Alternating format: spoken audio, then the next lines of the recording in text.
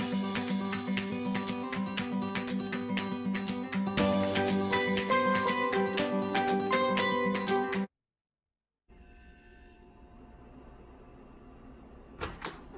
concrete superfans, I'm Melissa Hall. Welcome to the Burt Cooper Lab, where we test and demonstrate different types of concrete. Let's go investigate.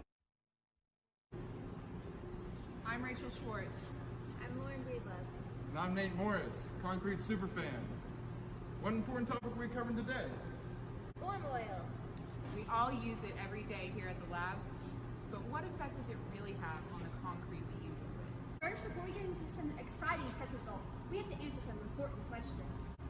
First up, let's start with the very basics. What is form oil? Form oil is a release agent that helps ease the concrete out of the forms that they are cured in. Of course, there are many different brands commonly used. Three that we will be using today will be Magic Coat, Motor Oil, and Pam Cooking Spray. PAM is definitely the most expensive of the three options. Its pressured nature makes it more expensive buying in bulk. Not to mention, it's a pain in the butt to measure out in that spray can. I think my fingers still hurt from that. I don't know.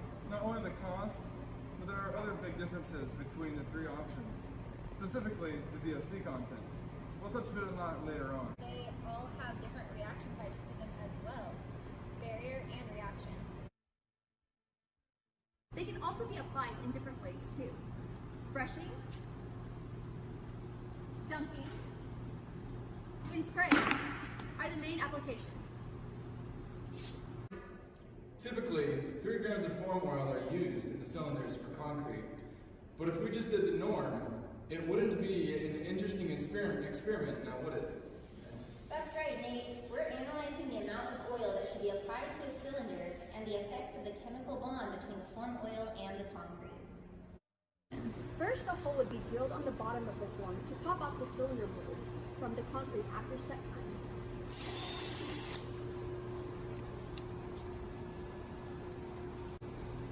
With the mixes we do at the lab, form oil is used to help demold the cylinders for testing after the set time has elapsed.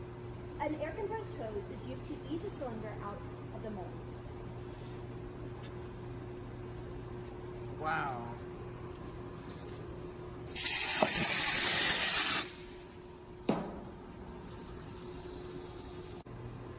This method allows for the recycling of used molds for other tests, reduce the time of demolding, and increase ease of form removal with minimal tools required. Form oil is a big player in the ease of this.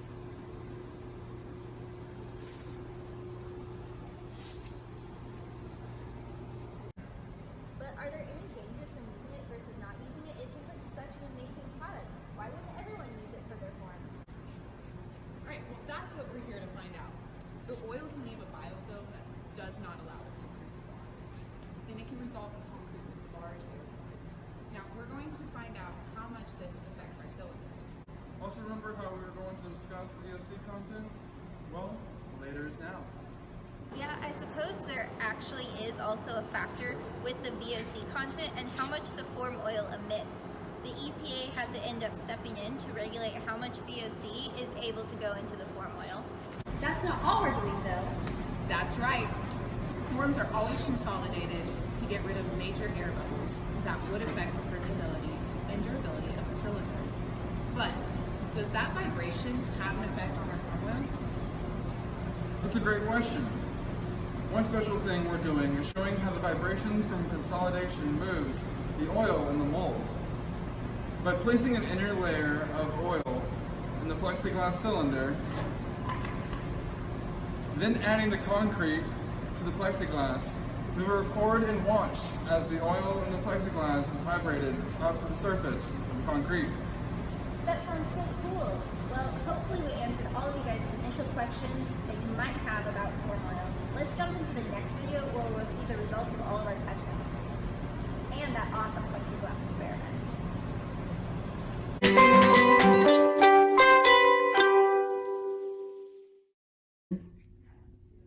Hey concrete superfans, did you think we would leave you out in the testing that we were conducting? Remember, we're investigating how the form oil affects the concrete coated inside the cylinder molds and coated on the aggregate. To do this investigation, we'll be running certain tests and comparing the results to the control mixture, which has absolutely zero form oil associated with it whatsoever.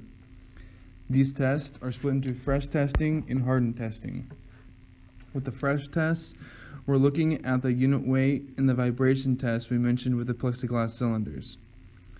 The plexiglass will allow us to see the behavior of form oil and concrete when the vibrations are introduced.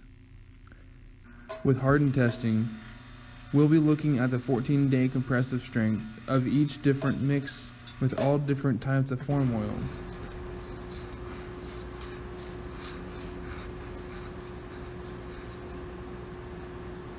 The resistivity, which will give us permeability and therefore durability of the concrete, a cross-section comparison of each mix sample, and finally, surface finishes of wooden and steel molds.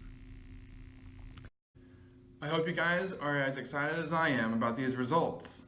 Stay tuned for the next video.